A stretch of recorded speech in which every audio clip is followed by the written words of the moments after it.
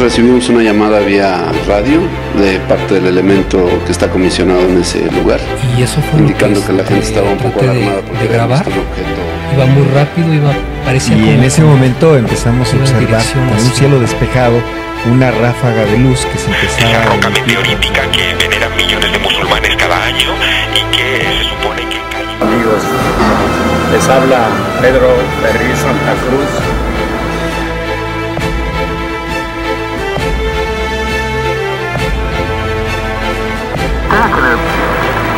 God, what is that there? That's hollow. What the hell is that? Don't tangle. El Dr. Richard Haynes nació y creció en Seattle. Asistió a la Universidad de Washington en la Facultad de Ingeniería y en la Universidad Pacific Lutheran College en Tacoma, donde recibió la licenciatura en 1960. Fue condecorado con la maestría y doctorado de la Universidad del Estado de Michigan en 1962 y 1964 respectivamente, en el campo de la psicología experimental. El Dr. Haynes trabajó para la NASA desde 1967 y fue partícipe de los proyectos Géminis, Apolo, Skylab y en diferentes áreas de la agencia espacial. Al paso del tiempo, la NASA lo nombró jefe de factor humano, donde dirigió los esfuerzos de investigación y de desarrollo de los trajes para los pilotos de la aeronave AX-5. Se retiró del servicio del gobierno en 1988 y enseñó en la Universidad Estatal de San José como profesor asociado de psicología.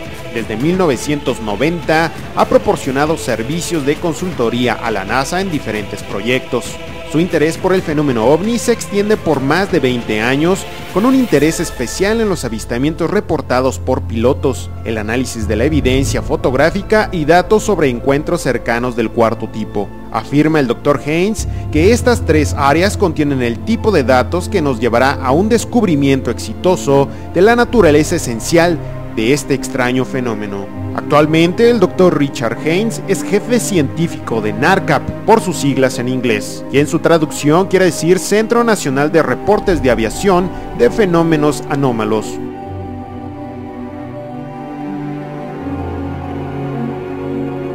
Bueno, está bien. Déjenme decir esto. Por definición, son no identificados. Así es como los llamamos. Les ponemos un nombre. ¿Por qué son no identificados? Porque la ciencia está reacia a buscarlos. Los ingenieros están reacios a pasar tiempo estudiándolos. El gobierno está reacio a gastar dinero alguno en estudiarlos en lo absoluto. Por eso son no identificados. Son atmosféricos, pero también hay de otra clase. Los hay bajo el agua, en los océanos, en los mares, así que no son UAP. Son un fenómeno que se sumerge, pero que pueden ser el mismo fenómeno físico. No lo sabemos. Y por definición son fenómeno, lo que los hace plural.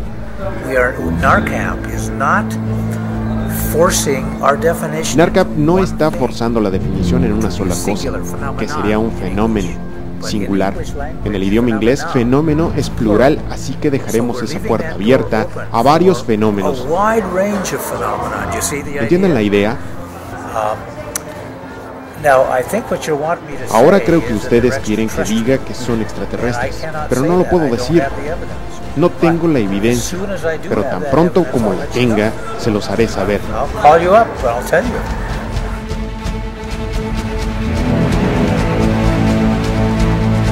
La Luna continúa siendo un misterio y un enigma sin aclarar.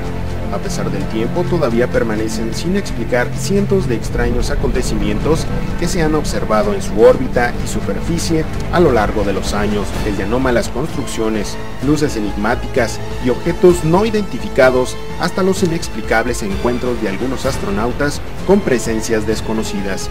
Quizá la Luna no sea lo que parece, o quizá sí, pero sea como fuera, los misterios continúan allá afuera sin ser explicados, intentando que se olviden y envejezcan para que el paso del tiempo los conviertan en leyendas.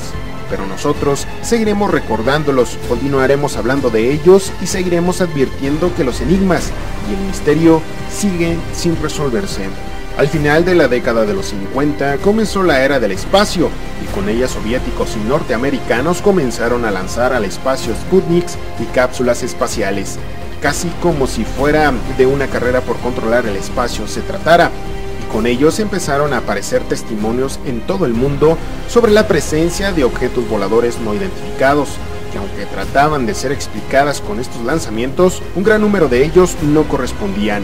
Y a pesar de las negativas de la Fuerza Aérea y del informe Condon, que trató de poner punto final a las historias de ovnis, numerosos objetos no identificados fueron vistos por millones de personas por todo el mundo, desde pilotos, astrónomos y científicos experimentados hasta meros observadores del cielo. Pero fue bajo la presidencia de John Fitzgerald Kennedy y después de las primeras misiones orbitales de la NASA, cuando algunos astronautas de esta agencia divulgaron abiertamente sus extrañas observaciones de objetos en el cielo.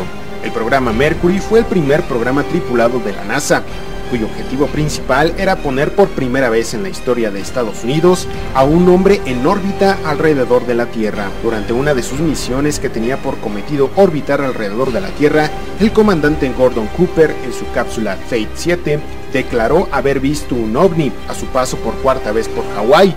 Cooper escuchó unas extrañas transmisiones ininteligibles que parecían una lengua extranjera, y antes de acabar la misión, cuando la Fate 7 pasaba por la estación de seguimiento en Lucia, en Australia, el comandante de la NASA observó un objeto extraño aproximándosele, acontecimiento que pudieron compartir más de 200 personas de la citada estación australiana. Más tarde se comprobó que lo que se escuchaba en la grabación no correspondía a una lengua de este planeta, sino los de una lengua completamente extraña a la Tierra, el programa Géminis. Este programa se diseñó como tránsito entre las series Mercurio y Apolo, con el propósito de poner en órbita una aeronave con 2 tripulantes, comprobar la viabilidad de los trajes espaciales en el exterior de la nave y realizar numerosas pruebas de maniobrabilidad y acoplamiento de las naves en órbita.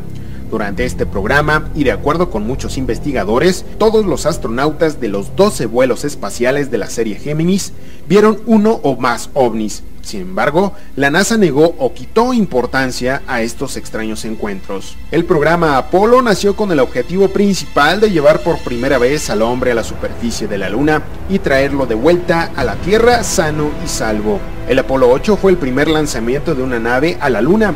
Sus astronautas Frank Borman, James A. Lowell y William Anders tenían que llegar a la Luna, orbitar a su alrededor y regresar a la Tierra.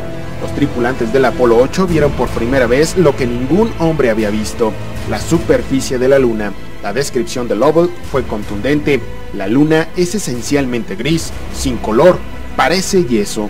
Luego, los 3 tripulantes se turnaron para leer pasajes de la Biblia. Pero aparte de estos momentos históricos, los astronautas pudieron observar un objeto en forma de disco que desprendía una luz tan brillante que cegó sus ojos por instantes, mientras sonidos extraños se captaban por la radio. Posteriormente, el Apolo 11, el 16 de julio de 1969, despegaba desde Cabo Cañaveral el cohete Saturno V que transportaba a la tripulación del Apolo 11. Neil Armstrong, Edwin Buzz Aldrin y Michael Collins. Los 2 primeros tuvieron el privilegio de pasar a la historia como los primeros hombres en aterrizar y pisar la superficie de la Luna un 20 de julio de 1969. Pero aparte de este histórico momento, y cuando solo llevaban un día de viaje, la tripulación del Apolo observó un objeto extraño en su camino. Pensaron que podía tratarse de un cohete impulsor del Saturno IV, pero Houston lo desmintió indicando que se encontraba a más de 9.000 kilómetros. Sin más explicaciones para lo visto, este objeto pasó a formar parte de la categoría de lo desconocido. También se comenta que en su aproximación a la Luna, los astronautas escucharon misteriosos ruidos en la radio, y un antiguo miembro de la NASA, Otto Binder, asegura que fragmentos entre el Apolo 11 y Control fueron suprimidos. Y es aquí donde el misterio del Apolo 11 comienza, ya que desde algunas partes se defiende que estas censuras correspondían a posibles encuentros ovni en la Luna o sus alrededores. Binder narra el famoso caso indocumentado del encuentro de un ovni en la superficie de la Luna, basándose en sus propias instalaciones receptoras de VHF. El Apolo 12, la segunda misión tripulada a la Luna por los astronautas Charles P. Conrad, Richard F. Gordon y Alan Bean, tuvo ya un comienzo extraño.